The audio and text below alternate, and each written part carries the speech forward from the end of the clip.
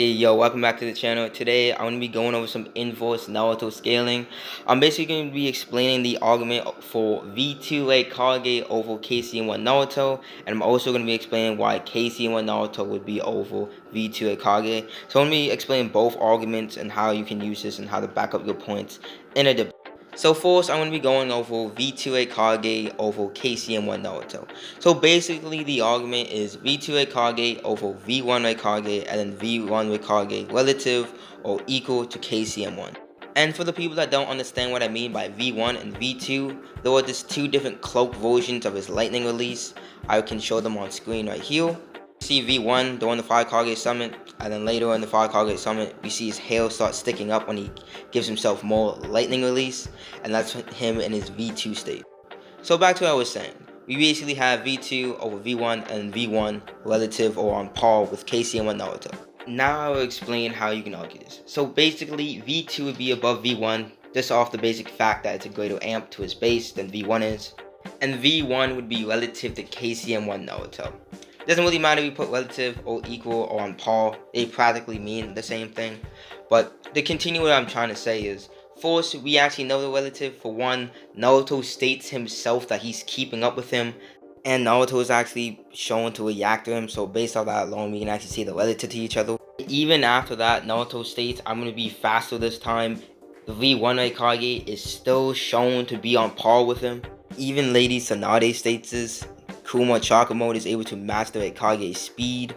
And even after this, when the Raikage starts talking directly to B and he's not necessarily focused on Naruto, Naruto tries to one by and V1 Raikage is still able to tag him.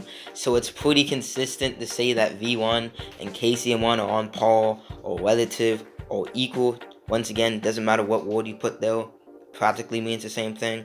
By this point in time, if you are in a debate, you should have been able to easily prove that V2 is above V1 and V1 is relative to KCM1. The most common rebuttal to this is saying that, oh, Naruto was able to run by V2 Raikage, so he must be faster. So basically, to even rebuttal that point, you just make the claim that KCM1 was resolved amp. Resolve amps are basically explained by in Naruto by like Haku, for example. Haku explains that like you can get stronger when you need to be if you're trying to protect something. And as we know, Naruto's talking about everybody in the world, how they're counting on him, and he wants to protect everybody. And based off that, you can basically say he had a resolve amp. That's really it there is to it, to that argument. So it's pretty much solid just to make that claim to say V2 is over V1 and V1 is relative to KCM1. And now I will be explaining the argument for Naruto, aka KCM1 Naruto, above just straight up Raikage in general. In other words, V2 Raikage, because that is his fastest form. So basically, to argue this, you need to argue that each time the Raikage was able to match him, Naruto was holding back. And second, to argue that him going faster than V2 Raikage is valid, you need to argue that he was not resolved and he legit just got serious.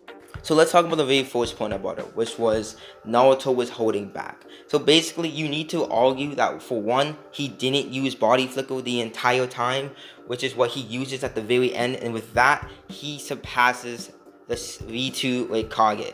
Just a quick side note, if we want to argue for the body flicker point, show the anime, because the anime actually shows him using body flicker. In the manga, you can't really tell if he does or not because it's just a panel. It's not like it's moving.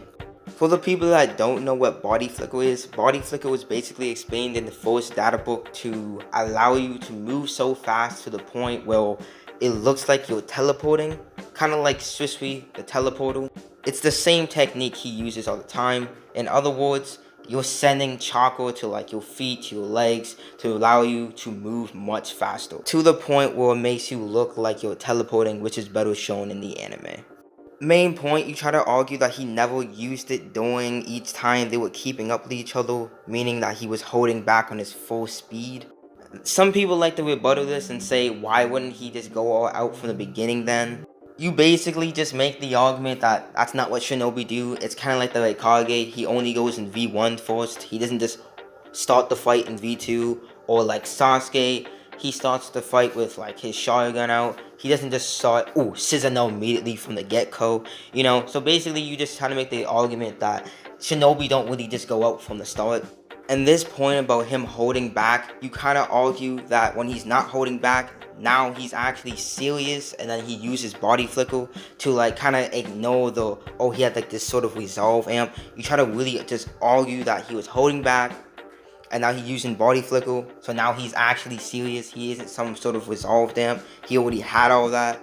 He just wasn't going at his full potential, meaning like he wasn't like 100% serious. That's basically the argument for KCM1 over V2 at Kage. Obviously, I think you guys should probably tell that V2 over V1 relative to KCM1 is much easier to argue for. But if you are on the other side, you just need to really have really good rhetoric and really just try to give really good examples to back up your points about why he was holding back and why he wasn't 100% serious from the get-go. And if you do that, you guys should obviously be able to get the KCM1 over V2 at Kage point. That's basically it for both arguments. If you guys want me to show you guys more arguments in the future, please drop some down below and maybe some fights down below.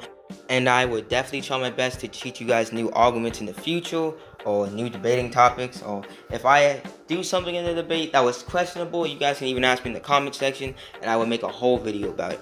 With all that, that'll be the end of the video. Thank you guys for watching. If you haven't already, please drop me a like, subscribe, and enjoy the rest of the content. See you guys later.